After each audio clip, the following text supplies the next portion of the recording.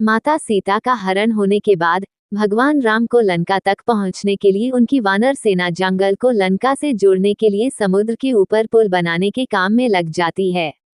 पुल बनाने के लिए पत्थर पर भगवान श्री राम का नाम लिखकर पूरी सेना समुद्र में पत्थर डालती है। भगवान राम का नाम लिखे जाने की वजह से पत्थर समुद्र में डूबने के बजाय तैरने लगते हैं। ऐसे में आज हम बताएंगे रामायण से जुड़ी कथा, जो लोगों ने बहुत ही कम सुनी और पढ़ी होगी। राम सेतु निर्माण में वानर सेना का योगदान तो हम सभी जानते हैं, पर क्या आप गिलहरी का योगदान जानते हैं? आज हम आपको बताएंगे राम सेतु निर्माण में गिलहरी का क्या योगदान था। भगवान राम पुल बनाने के लिए अपनी सेना के उत्साह, समर्पण और जुनून को देखकर काफी खुश होते हैं। उस वक्त वहां एक गिलहरी भी थी, जो मुंह से कंकड़ उठाकर नदी में डाल रही थी। उसे ऐसा बार बार करते हुए एक वानर देख रहा था। कुछ देर बाद वानर गिलहरी को देखकर मजाक बनाता है। वानर कहता है, हे गिलहरी, तुम इतनी छोटी सी हो, समुद्र से दूर रहो, कहीं ऐसा ना हो कि तुम इन्हीं पत्थरों के नीचे दब जाओ। ये सुनकर दूसरे वानर भी गिलहरी का मजाक बनाने लगते हैं। गिलहरी यह सब सुनकर बहुत दुखी हो जाती है।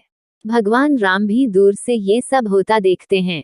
गिलहरी की नजर जैसे ही भगवान राम पर पड़ती है, वो रोते रोते भगवान राम के समीप पहुंच जाती है।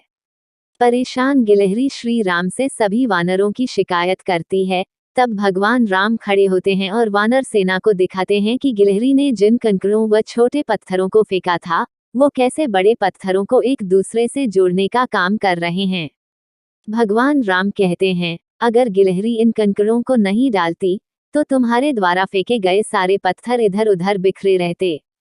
ये गिलहरी के द्वारा फेंके गए पत्थर ही हैं, जो इन्हें आपस में जोड़े हुए हैं। पुल बनाने के लिए गिलहरी का योगदान भी वानर सेना के सदस्यों जैसा ही अमूल्य है।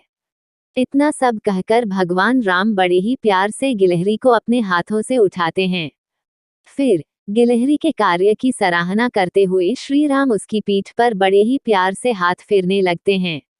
भगवान के हाथ फेरते ही गिलहरी के छोटे से शरीर पर उनकी उंगलियों के निशान बन जाते हैं।